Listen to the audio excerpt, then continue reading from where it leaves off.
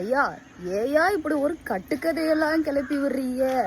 அந்த காரு நல்லா இருக்கு அப்படின்றதுக்காக கார் பக்கத்துல நின்று ஒரு போட்டோ எடுத்தது குத்தமா? இல்லைன்னா மாமாவ கார் வாங்கிருச்சியா சொல்லிட்டு வாழ்த்துக்கள் வாழ்த்துக்கள். அது கேட்கல எனக்கு சந்தோஷமா தான் இருக்கு. அதுக்கு முதல்ல நான் காரு வாங்கணும். காரை வாங்குறதுக்கு முதல்ல காரை ஓட்டி பழகணும். காரை நிப்பாட்டுறதுக்கு இடம் வாங்கணும். அதுக்கப்புறம் காரை வாங்குறதுக்கு காசு சேர்த்து வைக்கணும். அதுக்கப்புறம் காரை வாங்கணும். இம்புட்டு வேலைகள் இருக்கு. இருந்தாலும் மனசுக்கு ஒரு ஆறுதலா தான் இருக்கு. சரி நம்மளும் கார் வாங்கின மாதிரி எல்லாம் வாழ்த்துக்கள் சொல்றாங்களேன்னு சொல்லி காரெல்லாம் வாங்கலைங்க. வாங்குவோம், மெல்ல வாங்குவோம். ஆசையெல்லாம் இருக்கு. நீ என்ன பண்றது? அது வேற எப்படி ஊதுது.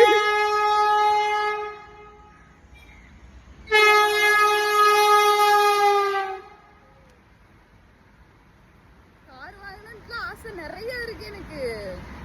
என்ன பண்றது? அதுக்கு சேர்த்து வைக்கணும், வருமானம் வரணும், எல்லா வேலையும் இருக்குல்ல. இருந்தாலும் மனக்கு சந்தோஷமா இருந்துச்சு தெரியுமா எனக்கு. ஐயோ நம்ம கார் வாங்கின மாதிரி எவ்வளவு பாராட்டுறாங்கன்னு. அப்ப எனக்கு இன்னொரு டவுட் வந்துச்சு. அப்ப ஏரோப்ளைன் பக்கத்துல போய் நின்று ஏரோப்ளைன் வாங்கிட்டோன்னு போட்டுருவாங்களோ அப்படின்ட்டு. சரி இருந்தாலும் சந்தோஷம்தான்.